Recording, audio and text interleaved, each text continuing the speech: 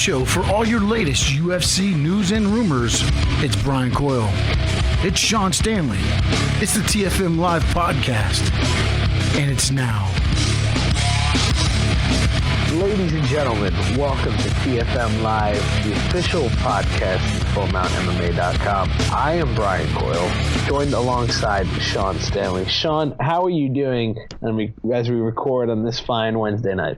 I am doing fantamonious here in the beautiful Sunshine I don't even know what State. that means.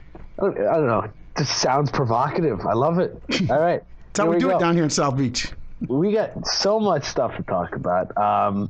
The computer ate our last podcast from last week, so it's okay. We'll be fine. We got this one coming up, and maybe it's a good thing because so much stuff went down this week that this is one of the most loaded shows that we've ever had. So let's start, because there was just a fight card a couple days ago, UFC Fight Night Sao Paulo, where we saw probably the second to last chapter, I think, of Dan Henderson's career, because it doesn't seem like he's retiring. But we saw some stuff in Brazil with Vitor Belfort knocking out Dan Henderson in the first round. We saw Glover Teixeira knocking out Patrick Cummins with a standing TKO, which I haven't seen in a while. And then we've got a bantamweight in Thomas Almeida where it's going to start to get real for this kid real fast, and we'll talk about that coming up in a little bit. But let me get your thoughts on the main event. Vitor Belfort with a brutal knockout of Dan Henderson. Some people called the stoppage a little early. I said, did you watch the replay when Henderson's eyes glazed over? Yeah. So I think it was a good stoppage. What was your reaction to this fight? Like, let's take it from a Henderson point of view first. I mean, for me, I thought Henderson, if he could start landing strikes, he was looking for the one H-bomb. That's what he was looking for. One punch. That's all he was looking for. And unfortunately, he never got that punch. No, he never got the opportunity to. Yeah, exactly. And Henderson was jumped all over by Belfort. And it's a shame because, I mean, after Henderson's knockout of Tim the Barbarian Boach in New Orleans, it seems like a couple months ago at this point, it was kind of exciting. This is Hendo Belfort 3. We don't know what Vitor Belfort actually is when it comes to with all the swirling stories surrounding him. Now that he's off testosterone replacement therapy, will he be the same guy? Turns out he's still vicious. And he he was moving incredibly quickly, incredibly agile, and was all over Henderson before the fight even and was really throwing strikes from everywhere. And it was a wrap. Yep. After they basically stood around and looked at each other for a minute, and then once they got going, it was all Belfort. And it sucks because Hendo, I mean, he's 45 years old. The dude's a legend of the MMA business, but it seemed like after the fact, oh, wow, this may have been more of a mismatch than we thought coming in. Yeah, no, definitely. I mean, we kind of talked about it, that, Henderson's really opportunity was him landing a big punch like he did against Bosch, but never got that opportunity, and Belfort took full advantage of his main event opportunity. Oh, absolutely. Let's take a look at it from this point, because I wrote an article, 3 takeaways from UFC Fight Night 77, which you can find on the FullMountMMA.com. Go on our Twitter page at the Full Mount. See all that stuff. We got plenty of stuff, including previews of this upcoming fight spots, which we'll talk about in a little bit. But when you get Belfort fighting this well, where does he go next? Is he immediately kind of jump back into the title picture? Can we take too much from this, given the fact that Henderson was clearly outmatched, and it pains me to say that, but he was? What can we take away from this for Belfort?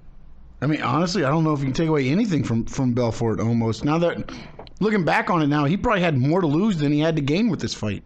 Yeah. I mean, with the win, he doesn't go nowhere. I mean, I think he stays right there. I mean, I think he won the fight the way he needed to win the fight to look impressive. but I don't know necessarily if it puts him right into the title picture. Because when you look at it, he was the guy behind Weidman, behind Jacare Souza, behind Yoel Romero, behind Luke Rockhold. And that was it. And, I mean, Rockhold and Belfort have been going at each other on Twitter. I cannot repeat what Luke Rockhold tweeted before that fight. You can go look it up for yourself. But that would be, if Weidman beats him, do we go Rockhold Belfort immediately? I think that's an intriguing fight. And then there's also a couple things. Could he get the loser of Jacare Souza and Yoel Romero? Or do we get the Anderson Silva fight? Which to me is a very intriguing option. Because if we believe that Belfort, who came out swinging against Weidman, and we really don't know like if he was really up to snuff, because after jumping on the champ, he immediately just got taken care of real quick. So is Belfort, basically the question I'm asking, is he a viable contender in your eyes at 185 still? I think he's got to be a viable contender as long as he's winning. When you're talking about Rockhold and Weidman, I think depending on how that fight goes, if Rockhold, loses a close one, I think him against Belfort would be intriguing from that standpoint. And if Belfort can win that, then I think he'd be in the title picture. But I don't think he's right in the title picture right now after beating Hendo. Yeah, and then if he would fight Anderson Silva, who's being rumored to fight Michael Bisping at the moment, is that a fight that would be beneficial to him? I mean, Anderson Silva's comeback fight is going to be major, whoever it is. But a Brazil fight card, either headlined by Silva Belfort, or if that's on like Cain Velasquez, Fabricio Verdum card, like that's the kind of thing we're looking at here. And like I think you made a good point. We don't know exactly what to take away from it, other than the fact that we should give Belfort another fight. It's somebody that's a big name and see what happens. Yeah, I think he's definitely earned that. And again, I think after looking at it, like I was saying, more in detail, I think he had a lot more to lose in this fight than I had previously thought. To me, I was kind of looking at it like, it's kind of two legends in the sport. Hendo, you knew, was kind of on the downside. Belfort, you didn't really know what to expect. But with how impressive Belfort won, I think if it would have dragged on and the fight would have kind of went to a decision, I think you kind of push both of them out of the title picture. But I don't think you can push him out of the title picture because how impressive he looked. And now I think you have to give him that fight to see if he can be a viable contender. Now, you mentioned Henderson. Where does he go from here at this point? Because he says he's not retiring. Yeah, I think he's on the novelty tour, or put him in there with some up-and-comer that you can feed him some guys that he might be able to beat with the H-bomb, or if they beat him, they can put the name on the list of, hey, he beat Henderson. I don't know what else you can do unless you force him out of the UFC by cutting him. Because, he's got one more fight on his contract, so he'll do that. And the question becomes, is he the kind of guy that you want to put on Legends Tour? Like, have him fight a big name? Or will he become a gatekeeper? And is that an insult, essentially, to Henderson, who's been one of the names in mixed martial arts throughout its young history, at least at this but if point. you put him on a Legends fight, then I don't know if he's... again, it's hard with Henderson because, look, he only needs the one H-bomb, and he could probably beat anybody in MMA today. But the fact of the matter is he's got to be able to land that H-bomb, and when he versus, the type of competition that can kind of, nullify that, he's not the same fighter, which obviously, it was shown there, but like Bosch went right after him and he knocked out Bosch. But I don't know if you do a Legends fight because I don't know if it'll sell, man. I don't know if Hendo... Look, Hendo is a big name, and I understand that. But I mean, maybe as an undercard, not as an undercard, but as a co-main event to a bigger card or something, or on the main card somewhere, possibly. But I just don't think that you can have Henderson main eventing a pay-per-view anyways. The advantage to me, I mean, is certainly not going to main event a pay-per-view, and a fight night card may be iffy at this point. But the advantage Henderson has, he's fought at middleweight, he's fought at light heavyweight. And that gives him a more range of opponents. When I look at this, I mean, it's not really anybody in middleweight as much as maybe in light heavyweight. When you look at Rampage, and you look at Shogun maybe, if you want to revisit some of that kind of stuff. But you're right, he's in a very weird predicament right now. And I don't know exactly where Dan Henderson shakes out, which is unfortunate. But a light heavyweight that is clearly in the mix now, that people keep forgetting about, is Glover Teixeira. Because his standing TKO of Patrick Cummings was not surprising, but to me it was very important. He's gotten buried under John Jones. He's gotten buried under Daniel Cormier, Rumble Johnson, Ryan Bader. He's the next guy up. And he's beaten Bader, and he completely stopped all the momentum of Vince St. Preux in his Nashville fight a couple months ago. Yes. So in my eyes, this is a guy who deserves more of a chance than he actually has. And his record's pretty good too. He's only lost like 2 fights in the UFC. It's like nuts. His only losses have come against John Jones and Phil Davis. So I mean, it's good company there. Very good company. Where do you see Glover Teixeira going next? Because Bader and Johnson have a fight date in Newark, and then John Jones and Daniel Cormier is coming soon. We just don't know when. So where does he go from here? Because it's not really advantageous to him to fight anybody until this all gets sorted out. Yeah, I think he needs to sit back and let this sort itself out a little bit. But at the same time, I think something that hurts him is maybe his lack of I don't know, the Daniel Cormier, the John Jones. He doesn't have that name. Not necessarily the name, but the nothing stands out on Glover Teixeira. You know, like he's not a very good a figure. You know, like where hey, we can put our sponsorship on him, or he can hold the UFC. I just don't think they see him as that type of fighter. He's a great fighter. Don't get me wrong. But I don't think they see him as one of those fighters. I think that's kind of what's kind of hurting him, because I think he gets pushed to the back because he doesn't have that flair or that, I don't know, what do you want to talk, however you want to say it. You know, he doesn't really, he goes in there and he fights and he wins. He doesn't go talk about it beforwards. He just goes in the ring. Yeah, he goes in the ring and he does his business. And unfortunately, these days, I think you have to have a little bit of the talk to go with it to kind of remind everybody that, hey, I'm still over here. He fights Gustafsson next. Does that make it interesting to you? Yeah. I mean, I was interested after, this one. I think that's definitely. That's the matchup to me that I think is the only thing that makes sense, unless when Rumble and Bader go at it in Newark, and maybe the loser of that. Yeah. And to me, I said this before, the way Ryan Bader gets legitimized is he knocks out Anthony Johnson. Yeah. Then you can tell me, all right, this dude deserves a title shot. If Rumble goes out there and floors him, it just starts the chain all over for Bader again. But Glover Teixeira is going to be an interesting name to watch in the light heavyweight division, because he's still out there. He's still racking up wins. And, I mean, he gave John Jones a good fight, too. Yeah. So, he's somebody I just think because he's not flashy, he kind of gets overlooked. Yeah, and the thing for Patrick Cummings is he's got to fight more of his talent level, his skill.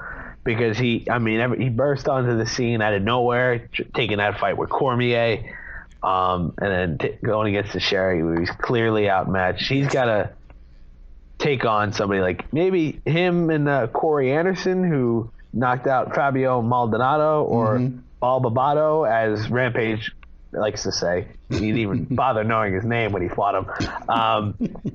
But Cummins needs to fight somebody at his level than not try and get some more experience at least under his belt. Somebody who needs to jump up in experience level in terms of opponent would be Thomas Almeida. This guy is really freaking good. Like, the UFC's got a stud in winning in Thomas Almeida. His brutal knockout of Anthony Burchak was absolutely dirty. Ugh. He's slowly been built up by the UFC. His fight against Brad Pickett really stood out to me, UFC 189, but this one was just absolutely this total annihilation from Thomasina here. And Brian Stan tweeted it out after the fight. He said, well, I was partially right, but a former flyweight texted Sean Shelby asking for Almeida 2 seconds ago. A lot of people thought that was John Lineker. Apparently, according to reports coming out from Ariel Helwani, it was not John Lineker. It was John Dodson. Now, to me, that is the perfect fight next for Almeida. And some people say, oh, you're rushing him into it. He's only got a couple UFC wins. I want to see if this kid's for real. He's undefeated. Give him John Dodson in the return of the bantamweight division. Sign me up. Yeah. No, definitely. I mean, after that knockout, how could you not? I mean, he folded the man in half. Yeah. I mean, I think it took the ref by surprise because the ref was kind of like, I mean, he stopped the fight right away, but he didn't even take the guy's leg out from underneath him or anything. He just kind of stood there like, oh my goodness. And I think it stopped everybody for a minute in the whole place. He's for real. Almeida is for real. It was absolutely filthy. And when you look at Almeida, he's got 4 wins in the UFC.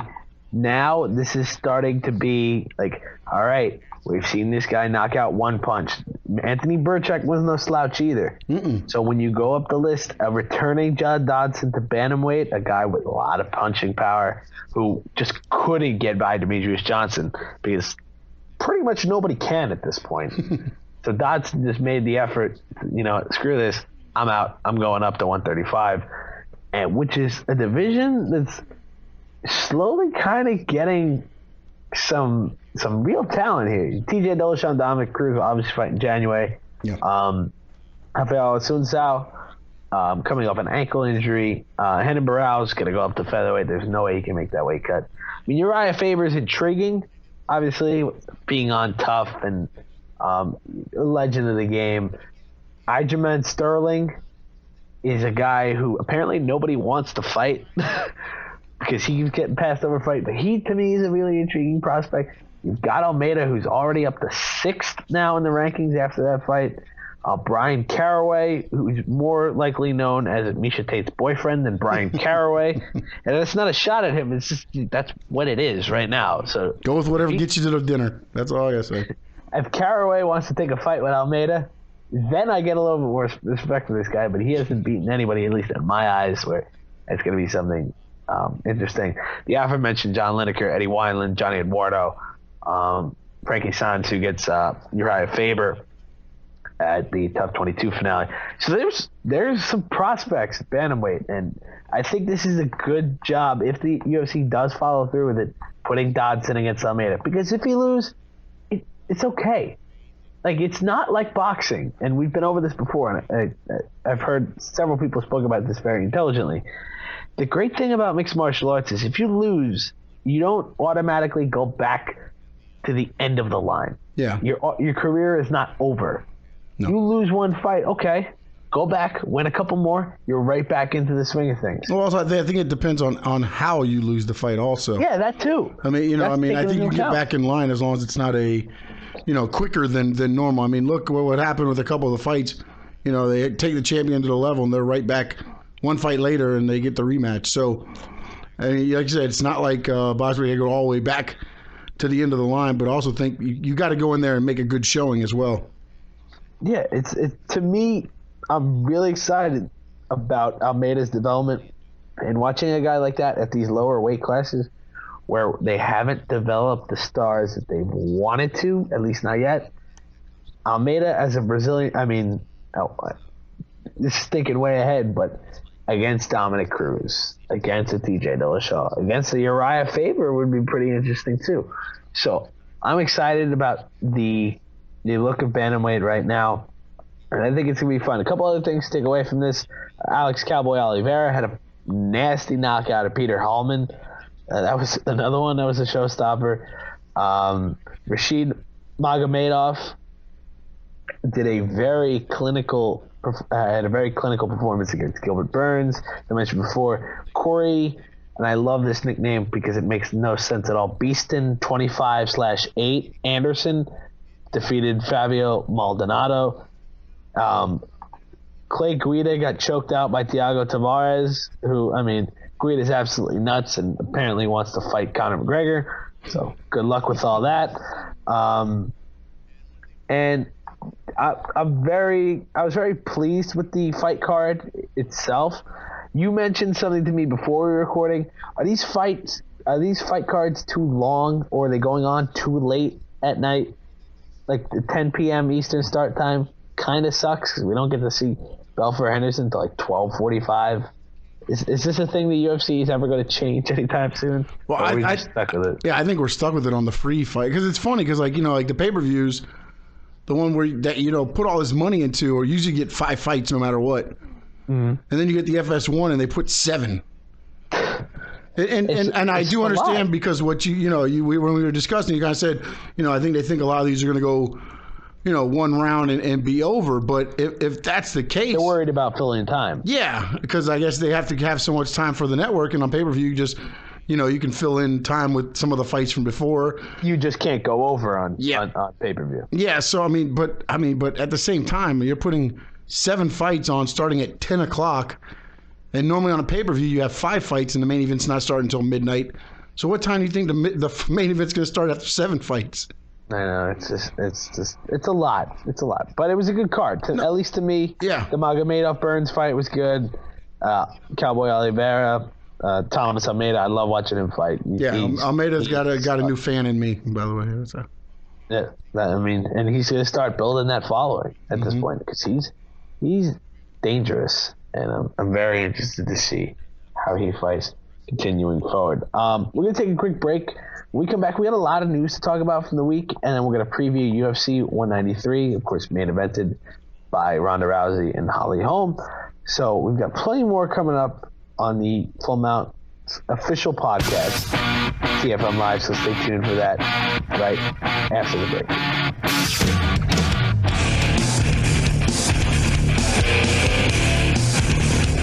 For all your latest news and rumors of the UFC, go to thefullmountmma.com. Now back to the TFM Live podcast. Here's Brian Coyle and Sean Stanley. Welcome back, everybody, to TFM Live, the official podcast, fullmountmma.com. Again, I am Brian Coyle, joined alongside Sean Stanley. Sean, we got some few news items that we want to get to before previewing UFC 193 in Melbourne, Australia. First, I want to start off with some news that broke late last week, and this is in regards to the George St. Pierre comeback tour that isn't a comeback tour, but it's about to be a comeback tour. In an interview with SB Nation's Fight Hub TV, legendary boxing trainer, GSP's striking coach, Freddie Roach. A lot of people know Freddie Roach is just the guy who trains Manny Pacquiao. There's a lot more than that. He's a terrific Hall of Fame level trainer. He's absolutely outstanding. Freddie Roach said the former UFC welterweight champion of the world, George St. Pierre, will undergo a 6-week training camp to see whether or not he's going to fight again in the UFC. Roach was quoted as saying, so he came up with a process. He's going to train for a fight. He's going to have a 6-week training camp. At the end of 6 weeks, feels like he's ready to fight, and he's hungry for it. Like he always has been, he's going to do it. He's going to fight one more time. Roach also stated if GSP doesn't feel like he's up for a fight following the camp, retire for good, never return to the octagon. Of course, the quotes came out from Rory McDonald when he was at a UFC Q&A in Ireland that if St. Pierre would return, he would want a super fight. I don't know what that means in regards to that Anderson Silva fight that we all wanted 5 years ago but never happened. But give me your thoughts on this, because, a GSP comeback is just, of course, the cherry on top of the UFC, who's in a renaissance right now.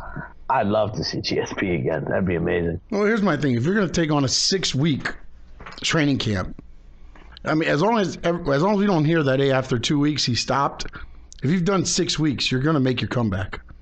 I mean, you're not going to go through 6 weeks and then go, yeah, you know what? I'm going to retire. If you do a training camp like that and you make it through the 6 weeks, you're going to know before the 6 weeks is up if this is for you. So I think as long as you don't hear the second week in that, hey, things aren't going that way, I'm almost 95% sure this is going to be a return.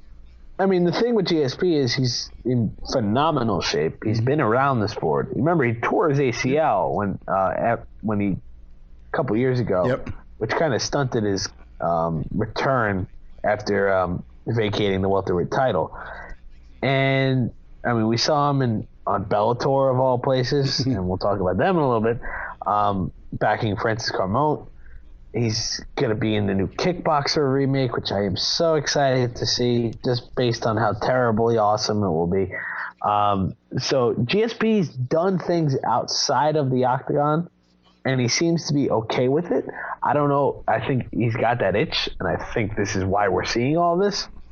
And if GSP came back, it'd be a tremendous boost to the sport. And if you get GSP at UFC 200, which the way this is kind of all coming out a little bit, the timing of it would be pretty perfect.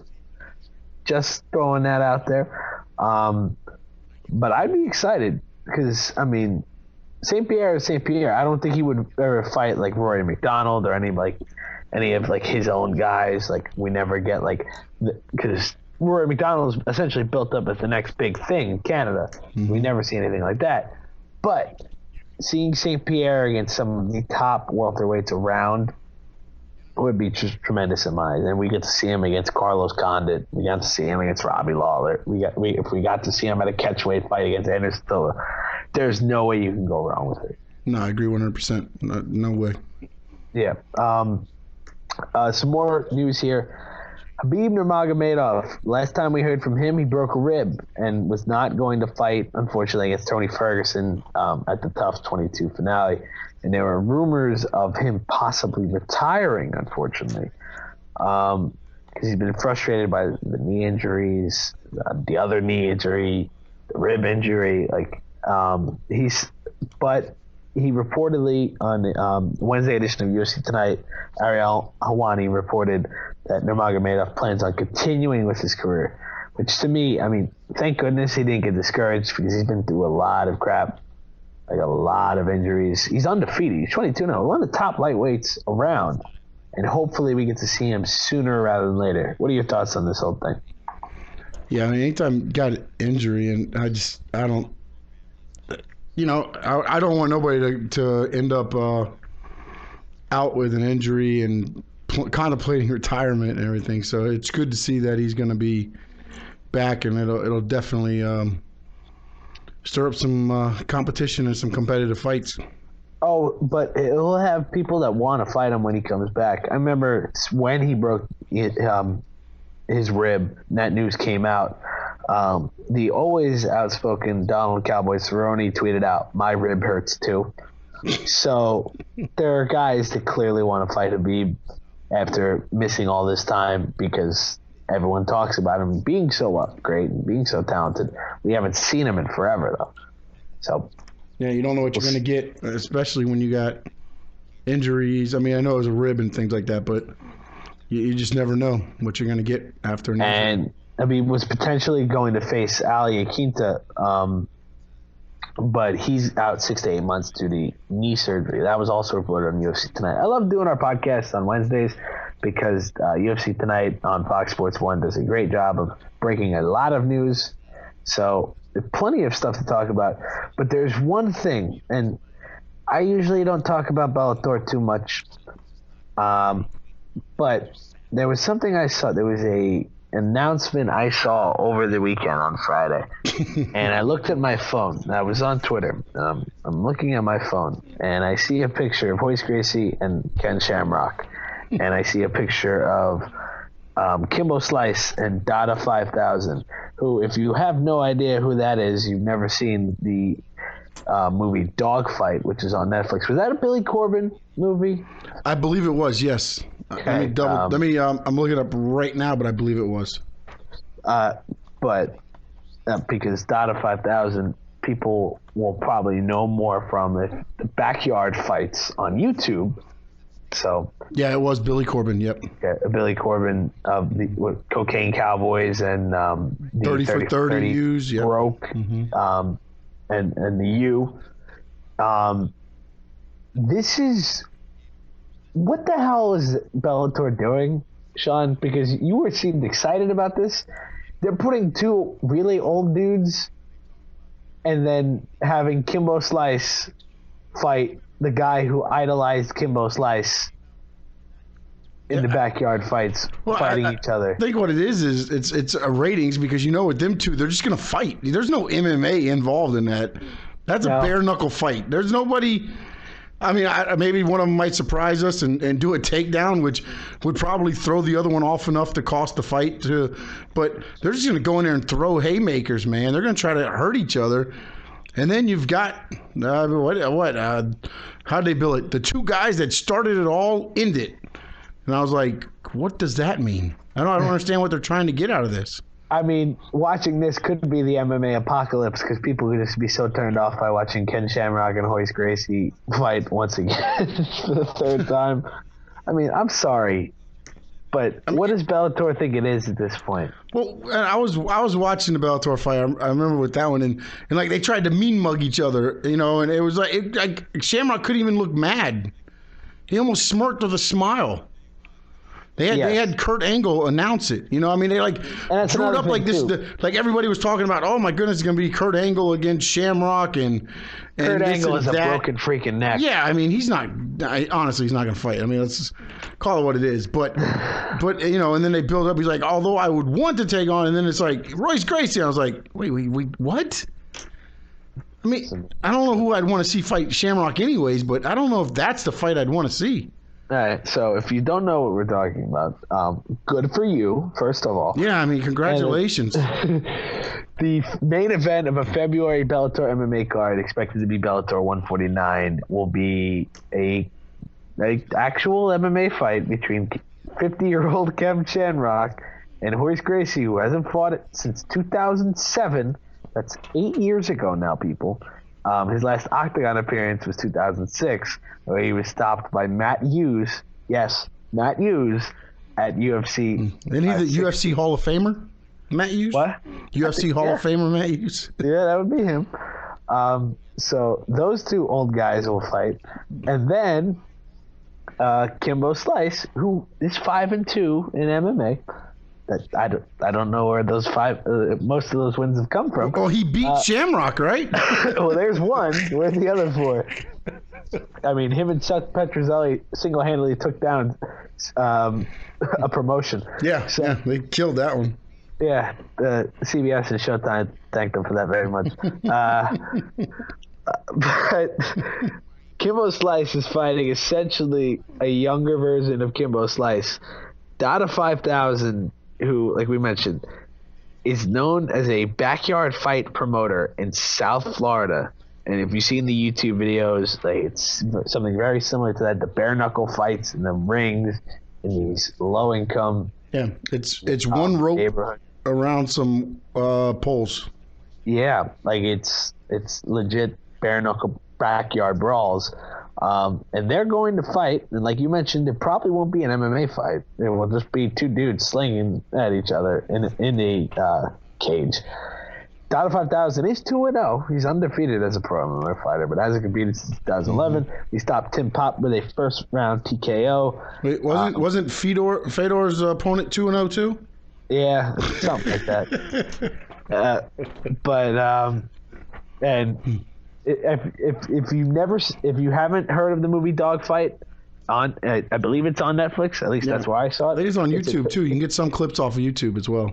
It's a terrific movie, and if you want to learn more about the illegal fight game and that kind of stuff, Dada 5000 is a central figure within it. He also fought a guy by the name of Cedric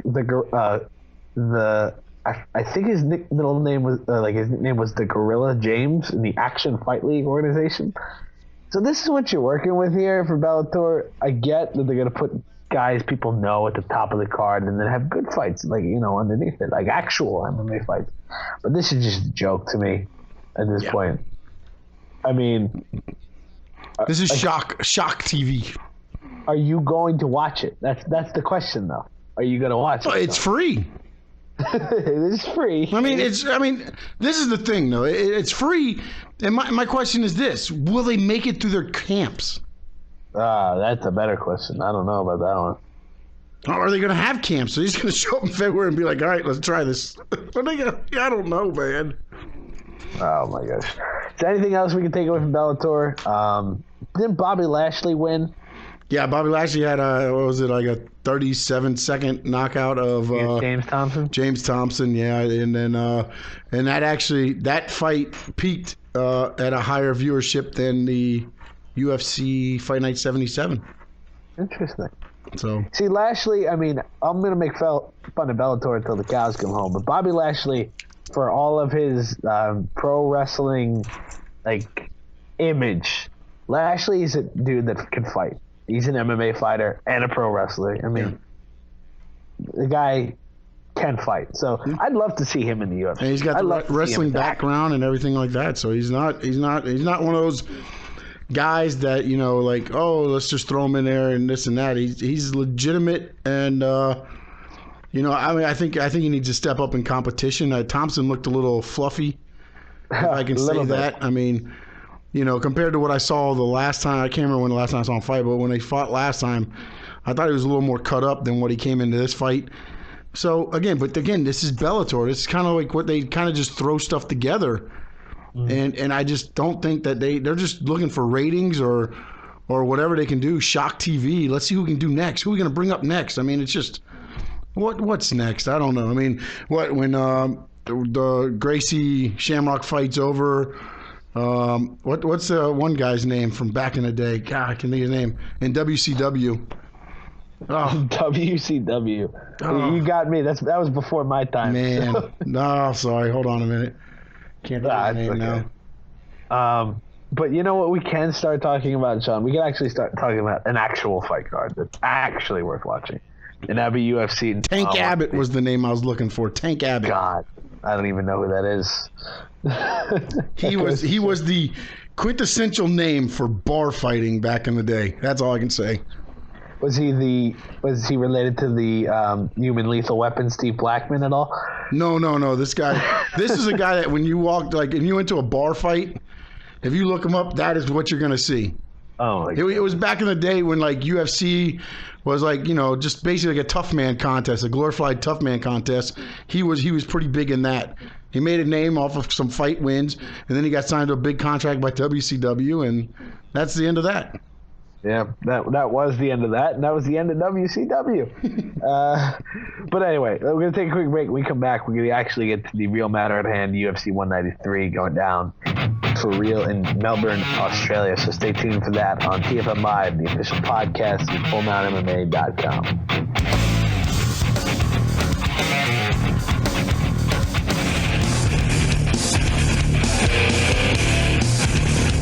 For all your latest news and rumors of the UFC, go to the FullMountMMA.com. Now back to the TFM Live podcast. Here's Brian Coyle and Sean Stanley. Welcome back, everybody, to TFM Live, the official podcast of the FullMountMMA.com. And now, Mr. Sean Stanley, we have an actual fight card that we should preview because it's going to be a big one. Melbourne, Australia, the Etihad Stadium. Attendance record-breaking possibilities here for the UFC, headlined by Ronda Rousey and Holly Holm and Joanna Jedrzejczyk and Valerie Letourneau. Let's start with the undercard, which is intriguing, I think is the best way to put it. Stefan Struve and Jared Rushholt, I really couldn't give that much about. Struve, the tallest fighter in the UFC, hasn't really done enough to warrant my interest just yet. Yeah, no, I agree. But the fight that is more interesting to me on the undercard, Uriah Hall and Robert Whittaker. Uriah Hall, of course, replacing Michael Bisping in this card. Whittaker, 14-4 from New Zealand. Uriah Hall, is obviously the more intriguing prospect here after that nasty knockout. Do you think Uriah Hall can start living up to the hype a little bit more and take care of business early against Rob Whittaker to really, really throw himself into this middleweight contender picture? I think he has to. I mean, if you're going to sit there and play around with these guys that are, lower ranked than you're never going to move up. You got to make examples out of these guys. Whittaker's number 14 right now. So, I mean, I think as his nickname says, it's time to see if he really is prime time. Yes. Whittaker coming off a wins against Mike Rhodes, Clint Hester, and Brad Tavares.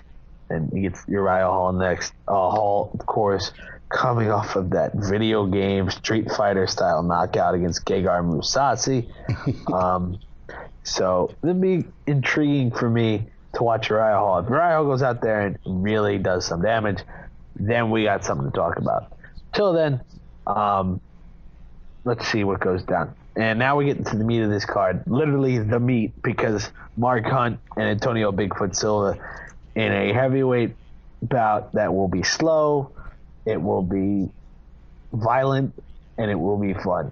What are your thoughts on this? Because for Mark Hunt, it's like a home game in Australia. I know he's from New Zealand. Yeah. But well, I mean, this is that fight where you don't want to be too close to the cage, because you're probably going to get blood all over you, because I think that's what's going to happen here. I think it's just going to be a slugfest, and whoever's left standing afterwards, I mean, essentially, that's basically what's going to happen. And you just bring your ponchos. Yeah, I like some people don't like the two big old heavyweights like fighting each other, because sometimes they get too tired out by the second round and they're just kind of slinging. Like Josh Barnett beat the pulp out of Roy Nelson, but Nelson wouldn't fall down. Yep. So that fight, I mean, for as fun as it was for me to watch it, some people were disappointed by that. Frank Mir and Andrei Arlovsky, I think that was more of the fact that neither guy wanted to lose. Yeah, they were just fighting to make sure they didn't lose. But with Hunt and with Bigfoot, there's really nothing on the line other than I beat this guy.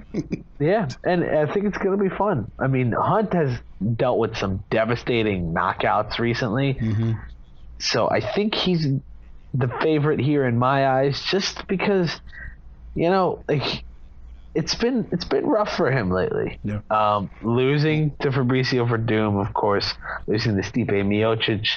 They did have the majority draw, him and Bigfoot, way back in 2013.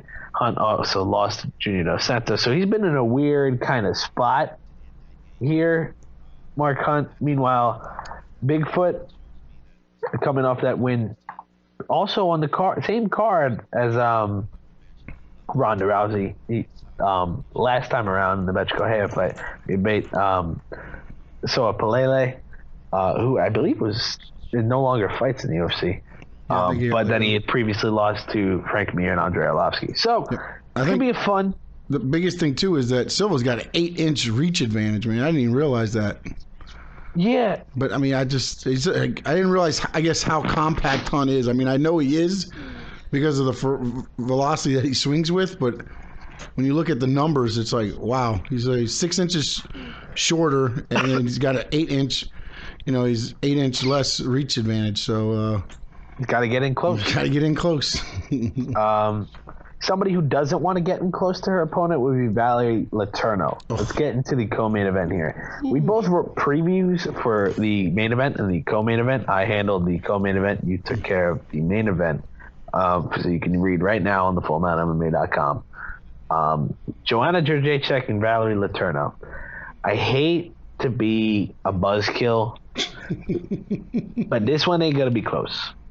It's going to live up to her nickname, Trouble. She going to be in trouble. That's exactly I didn't want to be one-sided. I don't want to come off as biased, because I'm not. I love watching the UFC strictly. I mean, I like exciting fighters. Don't get me wrong. I don't hate any fighters or anything like that. I look at the fight and I legitimately just analyze it from a fight perspective, who's going to win, and here's why. Joanna Jedrzejczyk is going to destroy Valerie Letourneau, and here's why. Valerie Letourneau, the way she fights, she stands up and she brawls.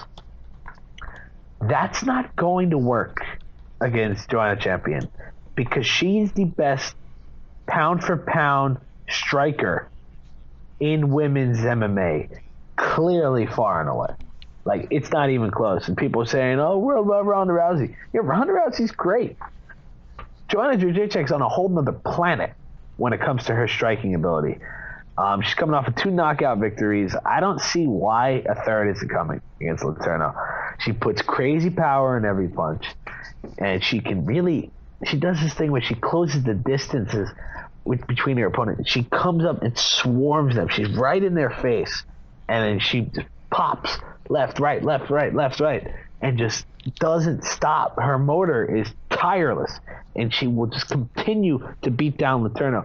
And watching the ends of Letourneau's fights, she ends up with big welts underneath her eyes, black eyes, all this stuff.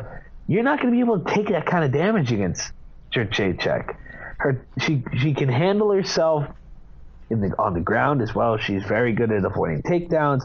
So if Letourneau wants to stand up, which is what she's going to do because that's the way she fights, she's going to get brutalized. It's not even going to be close. She opened up when I wrote the preview. Jedrzejczyk was minus 2250 favorite over Letourneau. It's longer odds than Holly Holm does have against Ronda Rousey. Yeah. Letourneau hasn't fought anyone close to Jedrzejczyk's level at 115. She wasn't even ranked in the strawweight division until she got the title shot. She's been having trouble with that weight cut because she used to fight at bantamweight. So she's been having trouble cutting to 115 the last 2 times she's fought there. There is no possible way that Letourneau wins this fight. And I mean, I think it's going to be still fun to watch, but if you're turning on that pay-per-view to see Joanna Jedrzejczyk lose, you're going to have to tune in to whenever Claudia Gadelha has a shot at Jedrzejczyk, because that's a fight, to me, where there's intrigue and something could go either way. Here, there's no way. Thanks, Buzzkill. I'm just saying, man. Yeah, you can follow that. I mean, first of all, you do agree with me, so don't call me the complete buzz. I'm just saying what everybody's thinking, all right? Yeah, unfortunately, we have to do that, don't we? Yes. But here, you want to be a buzzkill? Does Ronda Rousey have any chance of losing to Holly Holm? All right. We've talked about this before, and I've always said, never say never, okay? But after writing my article and doing some research and looking at some of these statistics here in this Holm-Rousey main event fight. And statistics can be usually manipulated to make your point. Yeah, I'm at never. I haven't put the R on it yet. I'm at never. Because I'm looking at these odds, okay? She's at negative 2,000, Rousey. Holm's at plus 1,000, okay? That's to start with, okay? Now, look, Rousey, 10-0 in the UFC. Holm's 2-0. Her combined opponents, 5-3. And now she's stepping in with the champ. Yeah. Who, by the way, has a finish rate of 100%, okay? That would be 1 with 2 zeros after it. Yeah, not the 0 that Holm has, okay? Mm-hmm. Now, looking at the striking, now I'm thinking, okay, striking, hey, she's a boxer. Yeah, she might... A very accomplished boxer. Yeah, she might be close, right? Not so much. Rousey, 63% to 28% in the overall striking. In the head strikes, it's 55 to 17. Body strikes, it's 91 to 58. And these numbers are really distorted because Rousey don't even get out of the first round. So this is per round numbers, and she don't even get out of the first rounds. So what I had to do was, because as you said, us, writing, we got to look at it from both sides. And I said, all right, where does Holm have an advantage over Rousey? I wanted the takedown success rate and takedown defense. Yes. Yes, Holm has an advantage on the success rate, 100% to 72% over Rousey. And on the defense rate, it's 100% to 60%. But as the great D. Corso says, not so fast, my friend. Because what happens is this. Holm has only attempted one takedown in her UFC fights. And she hit it. And she stuffed all 5 of the attempts from the bombshell Raquel Pennington, who has a takedown success rate, guess what? 43%. So what you're telling me is the numbers, they're not doing so good math and they don't add up. No. And after reading all of this, I'm about to put the R on it. And I'm going to say this and no infringement, don't mean any copyright infringements here. Yes. Because the only thing that Holm has a chance is if she can land a Holm bomb. One punch. And that's about it. That's all. That is all I can see happening, because by Sunday morning at about 2 a.m., I think the Rousey cyborg talk may start once again. I assume you agree with me on the Jedrzejczyk thing. I 100% agree with you on the Ronda Rousey Holly Holm thing. I think this was too early to put Holly Holm against Ronda Rousey. She made somebody mad. She upset somebody somewhere. Miesha Tate upset somebody somewhere, because I don't know how she didn't get this fight. Do I think Miesha Tate would have beaten Ronda Rousey? No. Do I think she would have a better shot than Holly Holm? Yes. And Holly Holm, she's a tremendous women's boxing champion, and she's learned a little bit how this MMA thing goes. Like her head kicks, she's won by a head kick before. She's long, she's fast, and she's got a great gym with Jackson Wink.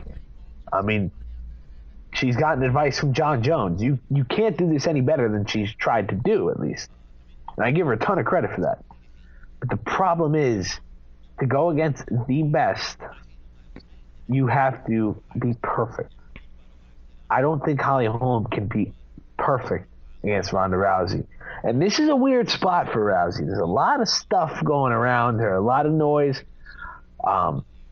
With her coach, Edmund Tarverdian, her mom yelling about the coach, all the movie stuff, all the outside stuff. This would be a time where it's going to be interesting to see if Rousey looks any different, seeing with all the publicity and all the emotion and all the training and all that stuff. Yeah. So that's why I'd give Holm a 0.01% chance over Letourneau's 0% chance. But we're watching, and it goes back to the conversation we've had the last time Rousey fought. We're watching to see history. We're watching to see Ronda Rousey, the greatest pound-for-pound fighter this side of John Jones that we've seen in the UFC, period, put on a show. And I think she will, and I think it'll be great. And people will complain, oh, this was an Instagram fight. Or, I don't think it will be an Instagram fight. I don't think Holm makes it out of the first round. There's you want to know something else that's funny? What? Holm has had 2 fights, okay? She's had more cage time than Rousey's had in her 10 fights. This just goes to show how dominant Rousey is. I think I don't even know what to say. Just really, because when we look at other fights, when we look at Aldo McGregor, which is going to be a tremendous fight, and we're going to break that down from both sides. I don't know who's going to win that fight. Jose Aldo has been fantastic. Conor McGregor is so unorthodox and just fights at a different level and sees the game differently than a lot of different people. Frankie Edgar, Chad Mendez is going to be a fantastic main event fight. Carlos Condit and Robbie Lawler will be possibly the fight of the year in January at that point. Yep. But when we look at these 2 fights, it's great. Don't get me wrong. Rousey and Jedrzejczyk are terrific champions, and they should cruise at this on this fight card. Are there people that can beat them? We don't know. The closest 2 people we mentioned, Cyborg, as you mentioned, because that fight talk will start again. Yep. Claudia Gadelha, who Jedrzejczyk and her had a fantastic fight. The only reason why Gadelha isn't fighting is because she broke her hand a couple months ago.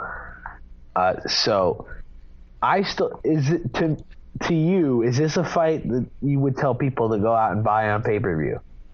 Just Here's my thing. I mean, I would love to watch Ronda Rousey, but I don't know, man, if I would spend the money that they ask, knowing it could be this quick. It's gonna. I not even that's knowing how quick it's going to be.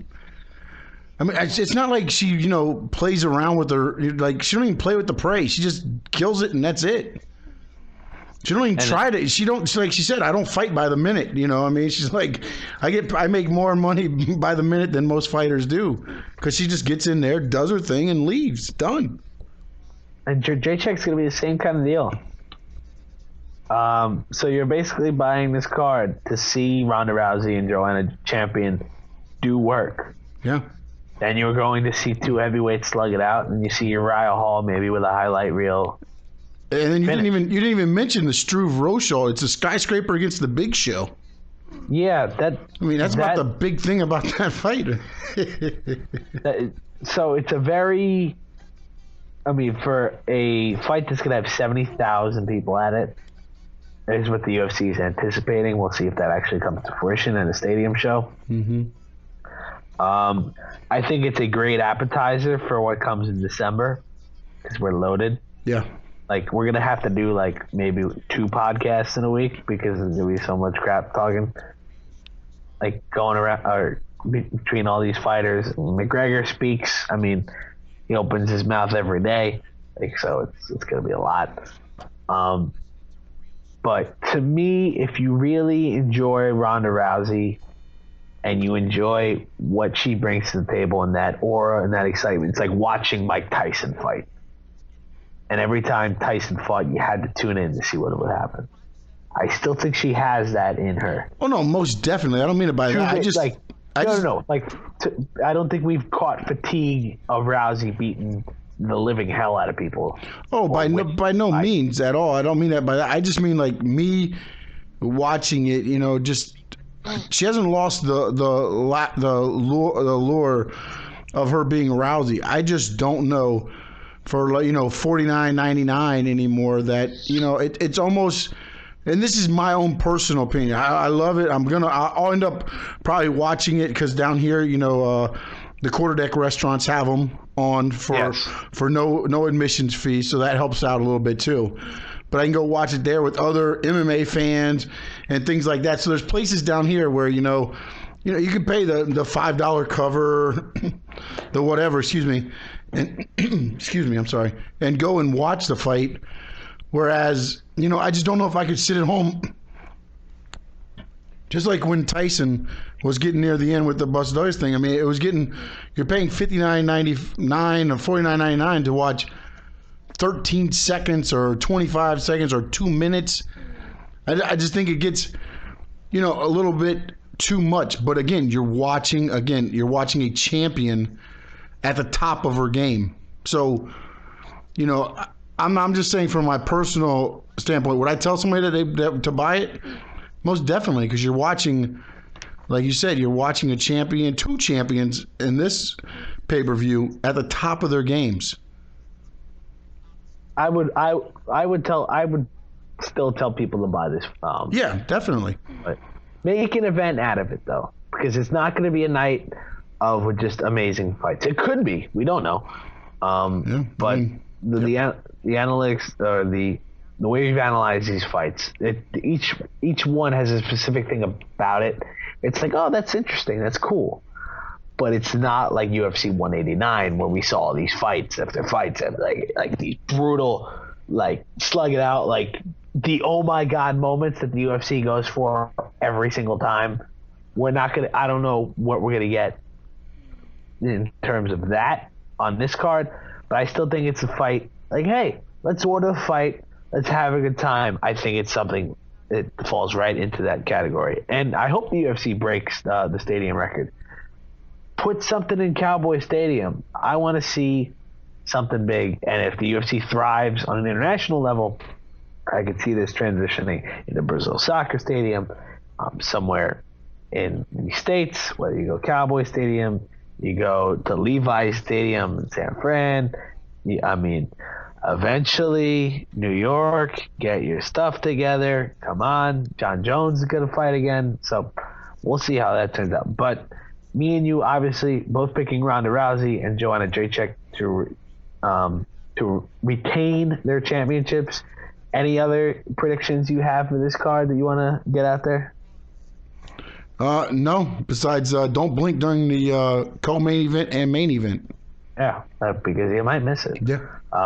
Hopefully Uriah Hall lives up to potential. Hopefully he does prime time, and the slugfest between Hunt and Silva and Struve and Rosholt. Well, that's two big men going at each other, and should be exciting. Yeah, I'm excited because you never know what you're going to get with those guys with heavyweights. Absolutely. So that's our show. One more note that I want to put out here that broke yesterday, and there was more news on it today. Mirko Cro Cop, the MMA legend, retired, pulled out of his UFC Fight Night 79 fight due to injury. He retired from MMA on Tuesday, but news came out today about him potentially failing a drug test. So we don't have all the information yet, so I don't want to speak too much on it. But if that is the case, and that he did get hurt, that was the story before his fight against Anthony Hamilton coming up for UFC Fight Night 79.